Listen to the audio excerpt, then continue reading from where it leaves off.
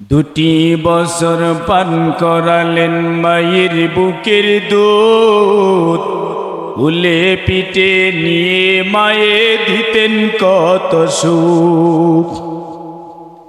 দুটি বছর পান করালেন মায়ের বুকের দুধ, উলে পিঠে নিয়ে মায়ে দিতেন কত সুখ। সেই মায়ের কষ্ট দিলে,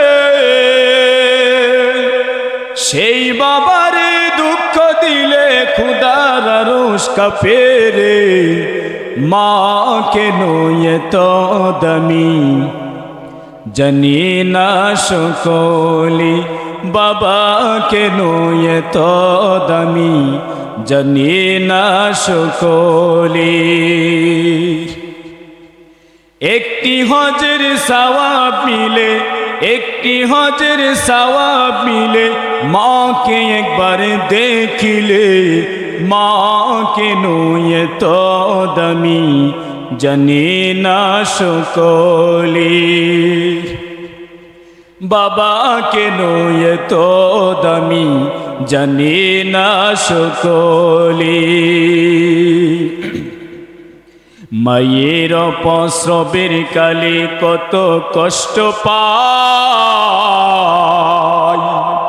মায়ের অপস্রবের কালে কত কষ্ট পায়।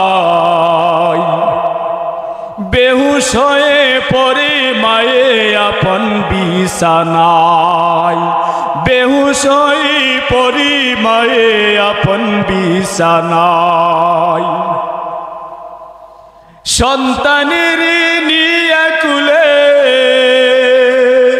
সন্তানের নিয়া কুলি আপন ব্যথা ভুলে, মা কেন এত দামি জানি না সকলে। বাবা কেন এত দামি জানি না সকলে। মা জননী এমন আপন রে, যার মা দুঃখিনী দুনিয়াতে নাই, সে বুঝে রে মা যে কত আপনের আপন ছিল। বড়ই দুঃখ লাগে রে, বড়ই আফসোস লাগে রে, মা বাবা দুনিয়াতে থাকা অবস্থায় এক কেজি মালটাও খাওয়াইলে না, এক কেজি আপেলও খাওয়াইলা না, এক মুঠো ভাতও মা বাবারে খাওয়াইলা না। দুটি ঈদ যাই, ঈদের মৌসুমে কাপড় দিলা না রে। পবিত্র মাহে রমজান মাস প্রতি বছরই আসি, পবিত্র মাহে রমজান মাসি মা বাবারে খানা খাদ্য দিলা না, ইফতারি দিলা না রে। অসন্তান অথচ মা বাবার মৃত্যুর পরে তুমি লক্ষ লক্ষ টাকা খরচ করে খাওয়াইতে পারো, তোমার এ খাওয়ানোর কি সওয়াব হবে রে, কি মূল্য হবে রে? কোনো মূল্য নাই। মা বাবা যাদের পৃথিবীতে আসি, দুনিয়াতে আসি, ওই মা বাবা থাকা অবস্থায় মা বাবার দেখাশোনা করেন, মা বাবার খেদমত করেন। মা বাবার খেদমত করিয়া কত মানুষ আল্লাহর খাঁটি উলি হয়েছে, কত ইঞ্জিনিয়ার হয়েছে, ডাক্তার হয়েছে। জীবনে যারা বড় হয়েছে মা বাবার দুয়ার মাধ্যমে বড় হয়েছে, মা বাবার দুয়ার উসিলাই বড় হয়েছে রে মুসলমান। ও পর্দার আম্মা জানেরা গ, এই জন্য আমাদের যাদের মা বাবা দুনিয়াতে বেঁচে আছে রে, মা বাবা থাকা অবস্থায় মা বাবার সেবা যত্ন করো। মা বাবা হারাইয়া গেলে দুনিয়া থেকে বিদায় নিয়ে গেলে রে, ওই মা বাবার দুনিয়াতে ফিরে আসবে না। দুটি বছর পান করালেন মায়ের বুকের দুধ, উলে পিঠে নিয়ে মায়ে দিতেন কত সুখ। দুটি বছর পান করালেন মায়ের বুকের দুধ, উলে পিঠে নিয়ে মায়ে দিতেন কত সুখ। সেই মায়ের কষ্ট দিলে, সেই বাবারে দুঃখ দিলে খুদার আরশ কাঁপে রে। মা কেন এত দামি জানি না সকলে, বাবা কেন এত দামি জানি না সকলে।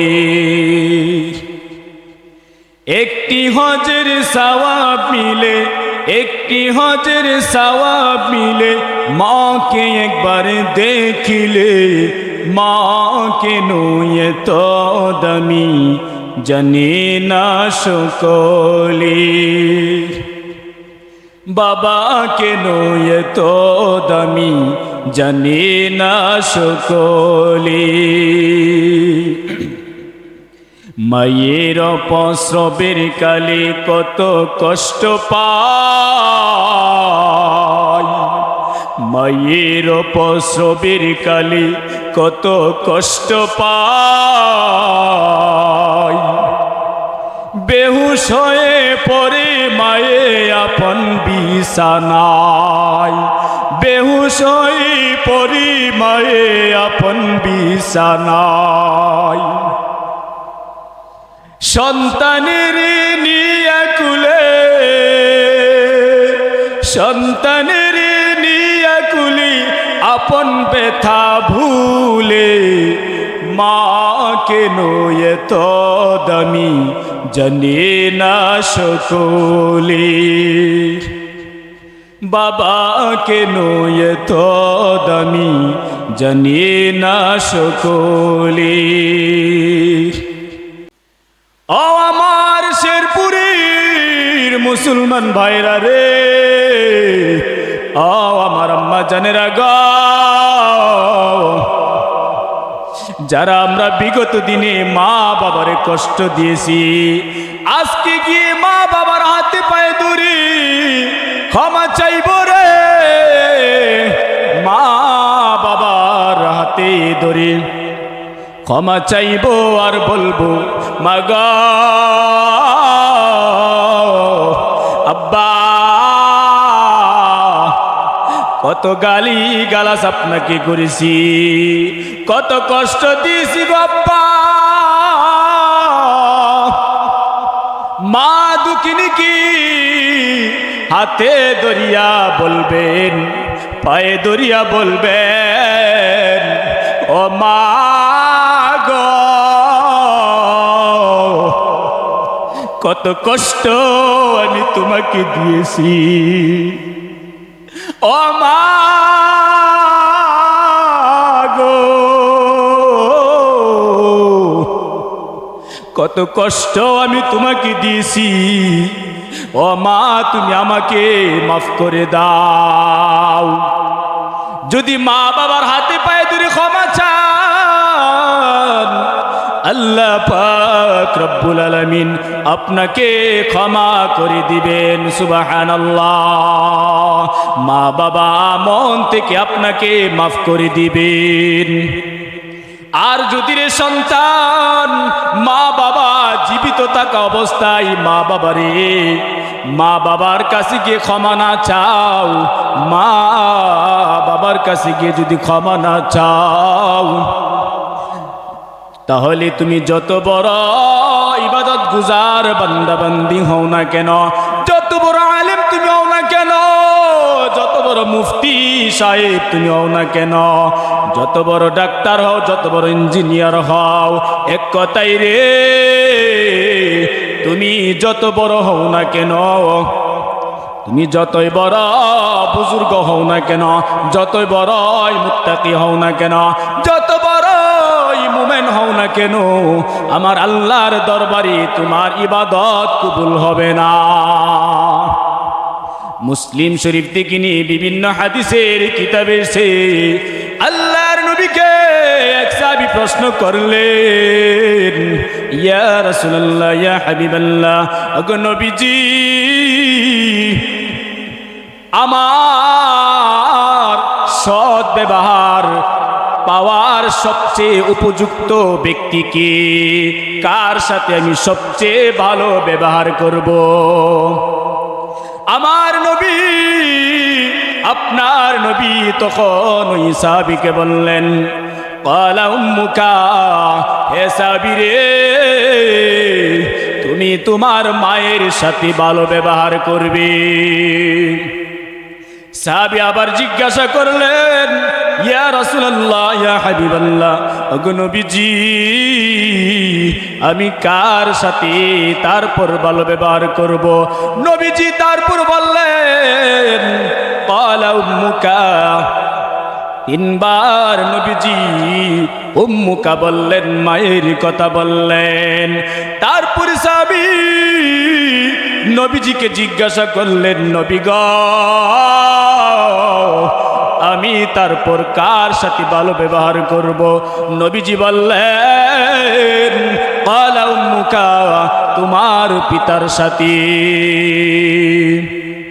ক্বালা আবুকা, কোন হাদিসে এসেছে ক্বালা বিকা, তোমার পিতার সাথে ভালো ব্যবহার করবে। এই হাদিসের ব্যাখ্যায় বিভিন্ন তাফসীরের কিতাবে এসেছে, মুফাসসিরিনগণ বলেন, আল্লাহর নবী মায়ের কথা তিনবার এই কারণে বলেছেন। এক নাম্বার হলো, পৃথিবীতে যত মা আছে সমস্ত মায়েরা যারা সন্তান ভূমিষ্ঠ করি, যারা সন্তান জন্ম দিয়েছে, তারা বড় বড় তিনটা কষ্ট সহ্য করে। এক নাম্বার কষ্ট হচ্ছে মা দুঃখিনী যখন সন্তানকে গর্ভে ধারণ করে। কোন মায়ের গর্ভে যখন সন্তান গর্ভে আসে, গর্ভের সন্তান যখন ধীরে ধীরে বড় হতে থাকে, সন্তান ধীরে ধীরে বড় হতে থাকে, মা দুঃখিনীর কষ্ট বাড়তে থাকে। মা দুঃখিনী আরামে ঘুমাইতে পারে না। বিছানায় যখন যাই, ঘুমের ঘরে যখন যাই, মা দুঃখিনী যখন ঘুমায়, পেটের সন্তান লাথি মারে, ব্যথা অনুভব হয়, মা দুঃখিনী আর ঘুমাইতে পারে না। দুই নাম্বার কষ্ট রে, সন্তান যখন ভূমিষ্ঠ হয়, ওই সময় এরকম ভয়ঙ্কর মারাত্মক ব্যথা অনুভব হয়। ওই মা দুঃখিনী একবার নিজের বিছানায় যায়, আর একবার তিনি বিছানা থেকে উঠে। প্রসবের বেদনা, মা অস্থির হয়ে যায়। ওই মা দুঃখিনী গলা কাটা মুরগির মতো লাফাইতে থাকে। আল্লাহ পাকের কুদরতে, আল্লাহ পাকের হুকুমে যখন তার গর্ভের সন্তান ভূমিষ্ঠ হয়, আল্লাহ পাক মায়ের উপরে রহমত নাজিল করেন। মা দুঃখিনী ওই নবজাত সন্তানকে দেখিয়া আর প্রসব বেদনা ভুলিয়া যায়। মায়ের প্রসবের কালে কত কষ্ট পায়, বেহুশ হয়ে পড়ে মায়ে আপন বিছানায়। বেহুশ হয়ে পড়ে মায়ে আপন বিছানায়, সন্তানের নিয়া কুলে সন্তানের নিয়া কুলি আপন ব্যথা ভুলে মা কেন এত দামি জানে না সকলে বাবা কেন এত দামি জানে না সকলে দুই নাম্বার কারণ রে মা দুঃখীর কথা নবীজি দ্বিতীয়বার বলছেন মায়ের খেদমত করার জন্য দুই নাম্বার কারণ মুফাসসিরিনগণ বিভিন্ন তাফসীরের কিতাবে উল্লেখ করেছেন গর্ভ থেকে যখন সন্তান ভূমিষ্ঠ করে মা দুঃখিনী ওই গর্ভে থাকা অবস্থায় ভূমিষ্ঠ যখন হয়ে যায় ওই মুহূর্তে যে কষ্ট অনুভব হয় এই কারণে মায়ের কথা নবীজি দুইবার বলছেন তিন নাম্বার কষ্ট সন্তানকে যখন মা দুঃখিনী ভূমিষ্ঠ করে সন্তান ভূমিষ্ঠ করার পর থেকে নিয়ে 2 থেকে 2.5 বছর রে আমারে আপনারে মা দুঃখিনী দুধ পান করাইছি ওই মা দুঃখিনী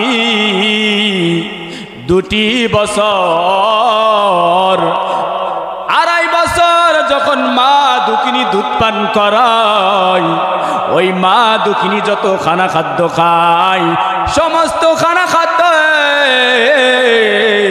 সার নির্যাস থেকে আল্লাহ পাক কুদরতি দুধ বাইর করেন মা জননীর স্তন থেকে ওই বাচ্চা যখন মা জননীর দুধ পান করি ওই বাচ্চার দেহ ভালো থাকে ওই বাচ্চাটা খুবই পুষ্ট হয় মায়ের দুধের বিকল্প একটি দুধ আছে মায়ের দুধ যে সমস্ত মারা বাচ্চাদেরকে খাওয়ায় না পিটার খাওয়ায় বিভিন্ন রকমের বাজারে দুধগুলো খাওয়ায় ওই দুধ খাওয়াইতে পারবেন ওই দুধ খাওয়াইতে পারবেন রে ওই দুধ খাওয়াইবেন কিন্তু মায়ের দুধের মতো হবে না মায়ের দুধ হলো আল্লাহ প্রদত্ত দুধ এই দুধের মধ্যে অনেক বরকত রয়েছে ও আমার শেরপুরীর আম্মা জানেরা গো আমার বোনেরা গো যত সম্ভব যত কষ্টই হোক না কেন নিজের সন্তানকে নিজের দুধ পান করাইবেন বাজারে যত দুধ আছে বিশেষ করে বাচ্চাদেরকে যে সমস্ত দুধগুলো খাওয়ায় ওই সমস্ত দুধের প্যাকেটের গায়ে লেখা থাকে মায়ের দুধের বিকল্প কোনো দুধ নাই মায়ের দুধ হলো নির্ভেজাল দুধ বাজারে যত দুধ আছে যতই খাঁটি হোক না কেন সমস্যা আছে ভেজাল আছে এই জন্য আমরা বাচ্চাদেরকে সন্তানদেরকে নিজে দুধ পান করাইব মা দুঃখিনী যখন সন্তানকে 2 বছর 2.5 বছর দুধ পান করায় মা জননীর চেহারা শুকাইতে থাকে যত খানা খাদ্য খায় মা জননী মায়ের চেহারাটা আর সৌন্দর্য ফিরে আসে না মায়ের চেহারা শুকাইতে থাকে যখন গর্ভের বাচ্চাকে দুধ পান করায় এই 3 নাম্বার কারণ মুফাসসিরিনগণ বিভিন্ন তাফসীর কিতাবে উল্লেখ করেছেন মা দুঃখিনীর দাঁত কোনো সন্তান দিতে পারবে না মা দুঃখিনীর সেবা করার কারণে নবীর যুগে জন্ম হওয়ার পরও নবীজির সাহাবী হতে পারলেন না মুসলিম শরীফে এসেছে বিভিন্ন হাদিসের কিতাবে এসেছে হযরত ওয়াইস আল করনীর রহমাতুল্লাহি আলাইহির ঘটনা আমরা সকলেই কম বেশ জানি রে ওয়াইস করনী নবীর যুগে আসিয়াও নবীর যুগে জন্মগ্রহণ করিয়াও নবীজির সাহাবী হতে পারলেন না একমাত্র বৃদ্ধ মায়ের সেবা যত্ন করার কারণে ইয়ামেনে করণ সূত্রে তিনি জন্মগ্রহণ করেছিলেন। ইয়ামিনের অধিবাসী ছিলেন, ইয়ামিনের বাসিন্দা ছিলেন হযরত ওয়াইস আল করনী রাহমাতুল্লাহি আলাইহি। উনি বৃদ্ধ মায়ের সেবা করার কারণে নবীজির যুগে আসিয়াও সাহাবী হতে পারলেন না, তিনি তাবী ছিলেন। হযরত ওয়াইস আল করনী রাহমাতুল্লাহি আলাইহি সম্পর্কে আমার নবী খলিফাতুল মুসলিমিন হযরত উমরকে বলে গেছেন, উমর। কোন হাদিসে সে আলীকেও বলছেন, উমর, আমার মৃত্যুর পরে তোমাদের সামনে যদি ওয়াইস আল করনী নামক কোন ব্যক্তির সাক্ষাৎ পাও, ওই ব্যক্তিকে আমার পক্ষ থেকে জুব্বাটি হাদিয়া দিবা, কোন হাদিসে সে চাদর খানা হাদিয়া দিবা, এবং তার থেকে তোমরা দোয়া নিবা। এই ওয়াইস করনী আল্লাহর কাছে যখন কোনো দোয়া করি, আল্লাহ পাক এই দোয়া আর ফেরত দিতে পারে না। আল্লাহ পাক রব্বুল আলামিন সাথে সাথে দোয়া কবুল করেন। তোমরা তার কাছ থেকে দোয়া নিবা, ইস্তেগফার চাইবা। সুবহানাল্লাহ। হযরত ওয়াইস আল করনী বৃদ্ধ মায়ের সেবা করার কারণে নবীর যুগে এসেও সাহাবী হতে পারল না। ও আমার শেরপুরের মুসলমান ভাইরা রে, ও আমার পর্দার আম্মা জানেরা গো, আমাদের যাদের মা বাবা বেঁচে আছে রে, ওই মা বাবারে কষ্ট দিও না, মা বাবার খেদমত করিও। ওই মা বাবারে দুঃখ দিলে তোমার ইবাদত বন্দিগি ব্যথা যাবি রে, বড় আফসোস লাগে রে। মায়ের গর্ভে 2 জন 5 জন 10 জন সন্তানের জায়গা হয়, অথচ মা দুঃখিনীর সন্তানের গড়ে মা দুঃখিনীর জায়গা হয় না, বাবার জায়গা হয় না, ঠিক কিনা?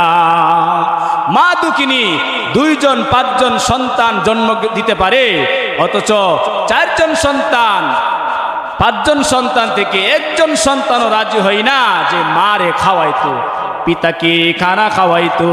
আফসোস, বড় আফসোস লাগে রে। একজন মা যদি 3 জন সন্তান 5 জন সন্তান 10 জন সন্তান গর্ভে রাখতে পারে, ধারণ করতে পারে, ও সন্তান, ও আমার শেরপুরের মুসলমান ভাইরা রে, ও আমার পর্দার মা গো, 4 জন 5 জন সন্তান দুনিয়াতে যত বড় হও না কেন, যত অর্থ সম্পদ তোমার থাকুক না কেন, এগুলো সব বেতা যাবে রে, এগুলো এক সময় ধ্বংস হয়ে যাবে। মায়ের দোয়া আল্লাহ সরাসরি কবুল করে। হাদিস শরীফে এসে 3 ব্যক্তির দোয়া আল্লাহ পাক রব্বুল আলামিন সরাসরি কবুল করে। এর মধ্যে থেকে রে মা দুঃখিনী যখন দোয়া করে, আল্লাহ পাক সরাসরি মা দুঃখিনীর দোয়া কবুল করে। মা দুঃখিনীর দোয়া আল্লাহ সরাসরি কবুল করে সম্পর্কে একটি ঘটনা শুনুন। নুজাতুল মাজালিস কিতাবে এসেছে রে, তাফসিরে নূরুল কুরআন 15 নম্বর খণ্ডের ভিতরে ঘটনাটি এসেছে। আল্লাহর পয়গম্বর হযরত মুসা আলাইহিস সালাতু ওয়াস সালাম আল্লাহর সাথে তুর পাহাড়ে গিয়ে কথা বলতেন। তিনি একবার আল্লাহকে জিজ্ঞাসা করলেন, ইয়া ইলাহি ইয়া আরহামার রাহিমিন, আল্লাহ আমার একটি প্রশ্ন গো আল্লাহ, আমি মুসা নবী যখন জান্নাতে প্রবেশ করব, আমার সাথে সর্বপ্রথম কে জান্নাতে প্রবেশ করবে? আল্লাহ পাক রব্বুল আলামিন মুসা নবীকে বললেন, ও মুসা, তুমি অমুক গ্রামে যাও, অমুক গ্রামে গিয়া বাজারে যাইবা, বাজারে একজন কসাই আছে, ওই কসাই তোমার সাথে সর্বপ্রথম জান্নাতে প্রবেশ করবে। সুবহানাল্লাহ। মুসা কালিমুল্লাহ আল্লাহ পাক রব্বুল আলামিনের কথা মতে তিনি ওই এলাকাতে গেলেন, ওই গ্রামে গেলেন, গ্রামে গিয়া বাজারে গেলেন, বাজারে গিয়া দেখতেছেন একজন কসাই ব্যক্তি গোশত বিক্রি করতেছে। মুসা নবী তার পরিচয় গোপন রাখলেন, তিনি নবী যে মুসা নবী এই পরিচয় গোপন রাখলেন। মুসা নবী দেখতেছে কসাই গোশত বিক্রি করতেছে, বিক্রি করতে করতে এক পর্যায়ে সন্ধ্যা হয়ে গেল। মুসা নবী ওই কসাইয়ের সাথে তার বাড়ির দিকে রওনা হলো, পিছনে পিছনে হাঁটতে লাগলো। কসাই তিনি বাড়িতে গিয়ে সর্বপ্রথম তার বৃদ্ধ মায়ের রুমে গেলেন, বৃদ্ধ মায়ের ঘরে গেলেন। মা দুঃখিনীর ঘরে গিয়া মা দুঃখিনীকে সর্বপ্রথম হাত মুখ ধুয়াইলেন। হাত মুখ ধুয়াইয়া মা দুঃখিনীকে প্লেটের মধ্যে খানা রাখিয়া সুন্দরভাবে মাখিয়া মা দুঃখিনীরে নলা খাওয়াই দিলেন। 1 লুকমা, 2 লুকমা, 3 লুকমা, এভাবে পুরা প্লেটের খানা খাওয়াই দিলেন মা দুঃখিনীরে। মা দুঃখিনীর খাওয়ানোর পর মা দুঃখিনী দুটো হাত আল্লাহর দরবারে উঠাইয়া দোয়া করলেন, আল্লাহ, আমার সন্তান আমার যে সেবা যত্ন করতেছে, আল্লাহ আমার সন্তানের খেদমত আপনি কবুল করেন, আমার সন্তানের খেদমত আপনি কবুল করেন। আল্লাহ আমার সন্তানের রিজিকের মধ্যে আপনি বরকত দান করেন, দুনিয়াতে আমার সন্তানকে আপনি শান্তিতে রাখিয়েন, এবং পরকালে আপনার পয়গম্বর জমানার মুসা নবীর সাথে সর্বপ্রথম আমার সন্তানকে জান্নাত দান করিয়েন। সুবহানাল্লাহ। মা জননী এই দোয়া করতেছি প্রতিদিন, যখন সন্তান মা দুঃখিনীর এভাবে খেদমত করে, ওই মা দুঃখিনী প্রতিদিন এই দোয়াই করে, একই দোয়া করি। মায়ের সেবা যত্ন করিয়া ওই সন্তান তার স্ত্রীর রুমে গেল, সন্তানের কাছে গেল। সন্তানের কাছে যাওয়ার পর মুসা নবী ওই কসাইকে জিজ্ঞাসা করলো, ওরে কসাই ভাই, ও কসাই ভাই, আপনি যে ব্যক্তিকে, যে নারীকে খানা খাওয়াইলেন, উনি আপনার কি হয়? কসাই বলল, উনি আমার জনম দুঃখিনী মা।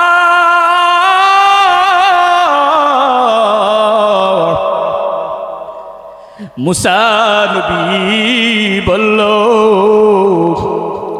আপনার মা যে দোয়া করেছে, কার জন্য দোয়া করেছে? তখন কসাই বলল, আমার মা আমার জন্য দোয়া করেছে। তোমার মা যে দোয়া করেছে, এই দোয়ার কি কোনো ফল পেয়েছনি? এই দোয়াকে আল্লাহ পাক কবুল করছেনি? কসাই বলল, আল্লাহ পাক রব্বুল আলামিন আমার মায়ের দোয়া কবুল করেছে। মা সব সময় 2টা দোয়া আমার জন্য বেশি বেশি করে করে। 1 নাম্বার হলো, আল্লাহ পাক যেন আমাকে দুনিয়াতে শান্তিতে রাখে, আর পরকালে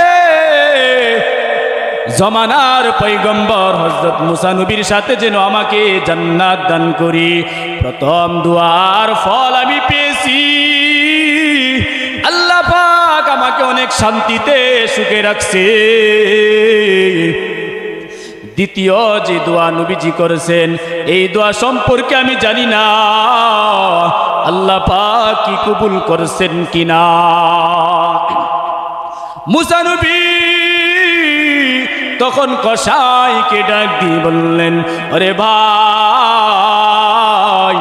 তোমার মায়ের দুনো দোয়াই আল্লাহ পাক কবুল করেছে।